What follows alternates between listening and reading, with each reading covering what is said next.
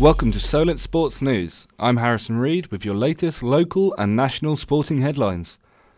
It may only be October, but already there is a huge game at the bottom of the Premier League this weekend.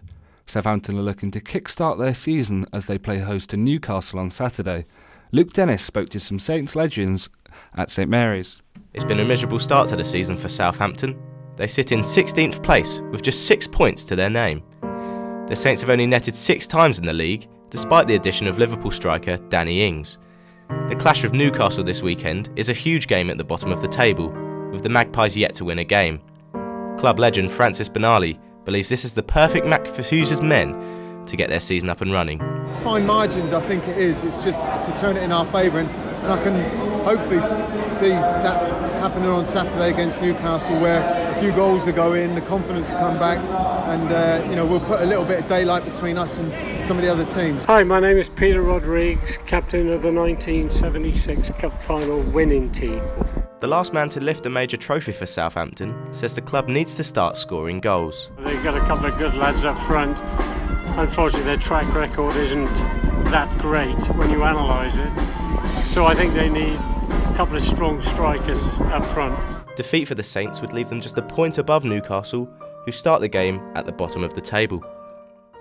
With only one victory in 9 league matches, Southampton fans are unsurprisingly disappointed in the manager Mark Hughes this season. This is a 6-pointer. They're bottom of the table, but if they win the game, they're only a point behind us. If we win the game, we're 7 points clear of them. It's a 6-pointer. It's a big game, and it's the biggest game of the season so far. It's a definite must win. I feel like Sparky's job really is on the line because they brought him in to save him from these kinds of situations, and if he can't deliver, I don't think there's much of a future for him at this club. A former Saints boss seems destined for the world's biggest job. Tottenham's Mauricio Pochettino is being lined up to replace under-fire Real Madrid boss Julian Lopetegui.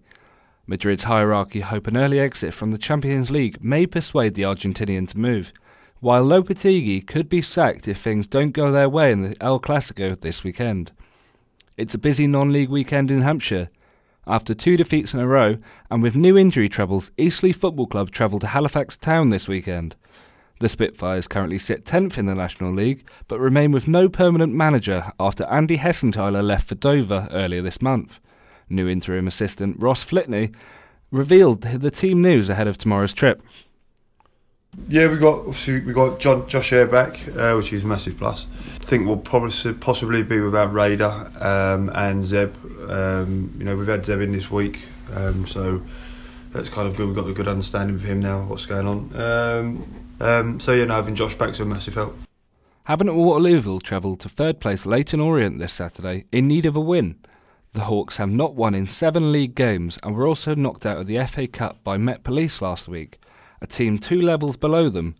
Defender Jordan Rose believes a positive reaction to that defeat is important. It's a great chance. It's probably the best fixture we could have asked for such a disappointing game against Met Police, like you say, at the FA Cup. It's a great chance for us to bounce back, and we can probably almost use the FA Cup exit as a kickstart to our season.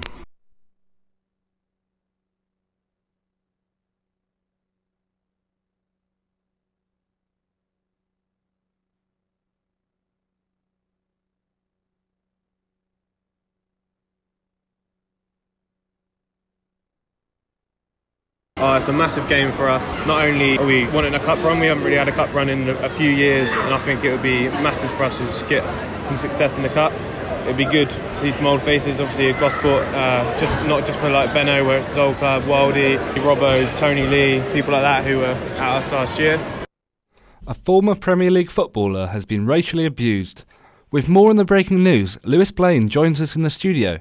So Lewis, what do we know so far? So Harrison, what we know so far is that ex-Villa striker Dion Dublin has been subjected to a racial slur in Chesterfield.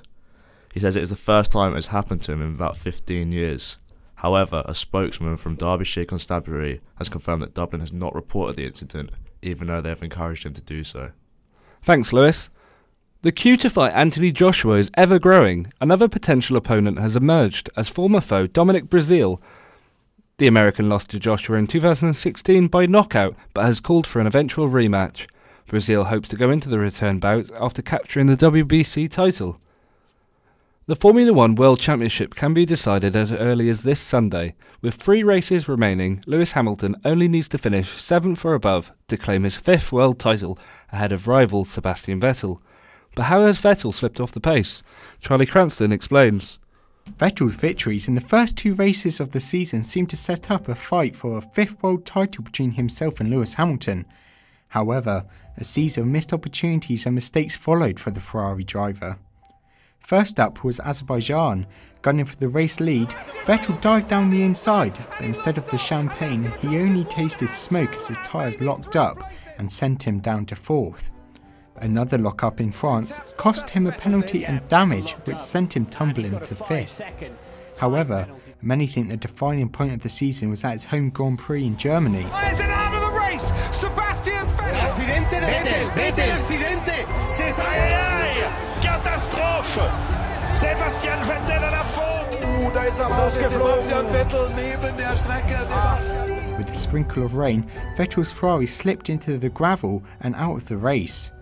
He would then go on to spin his car around in Italy, Japan and America to become 70 points adrift in the standings of Lewis Hamilton, who can wrap up his 5th world title this weekend if Vettel doesn't claim victory. On to golf. 2 Brits are on the hunt in China.